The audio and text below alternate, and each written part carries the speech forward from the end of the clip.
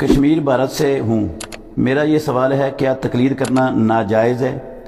جی بھائی جان، تقلید نہ تو قرآن مجید میں اللہ رب العالمین نے اس کا حکم دیا، نہ مدینے والے امام محمد رسول اللہ صلی اللہ علیہ وسلم نے تقلید کرنے کا حکم دیا، نہ ترغیب دی، نہ اس کی فضیلت بیان کی، نہ خلفائے راشدین رضوان اللہ علیہ مجمعین ان میں سے کسی نے تقلید کا کہا، نہ صحابہ میں سے کسی صحابی نے تقلید کی کسی کی، حتیٰ کہ ائمہ اربعہ امام ابو حنیفہ رحمۃ اللہ علیہ، امام مالک رحمۃ اللہ علیہ، امام شافعی رحمۃ اللہ علیہ، امام احمد بن حنبل رحمۃ اللہ علیہ، ان میں سے کسی امام نے اپنی تقلید کرنے کا نہیں کہا۔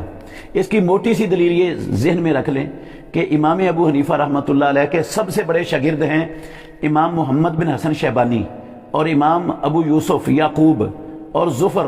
یہ جو امام ابو حنیفہ رحمۃ اللہ علیہ کے جلیل القدر شاگرد ہیں، 1/3 مسائل میں اپنے استاد محترم کے فتوے کے خلاف فتویٰ دیتے ہیں۔ وہ توہین نہیں کرتے امام ابو حنیفہ رحمۃ اللہ علیہ کی، انہوں نے اپنے استاد محترم سے سیکھا یہ ہے کہ جب اللہ اور اللہ کے رسول کے فرمان کے خلاف امام صاحب کی بات آ جائے تو آپ نے اللہ اور اس کے رسول کی بات کو ترجیح دینی ہے، میری بات کو دیوار پر اٹھا کے مارنا ہے۔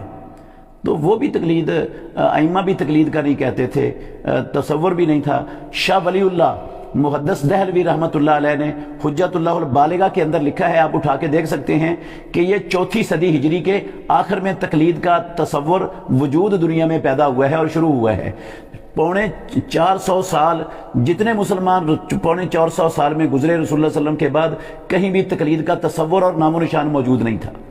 اگر بندہ ہمارے اپنے بھائیوں سے ہی پوچھے کہ تم جن ائمہ کی تقلید کرتے ہو، اگر تقلید کے بغیر بندہ راہ راست پر نہیں ہوتا تو وہ ائمہ کس کی تقلید کرتے تھے؟ ان کی تم کیوں نہیں کرتے؟ اچھا تقلید ہی کرنی ہے تو ابو بکر، عمر، عثمان، علی رضی اللہ عنہم کی کیوں نہیں کرتے؟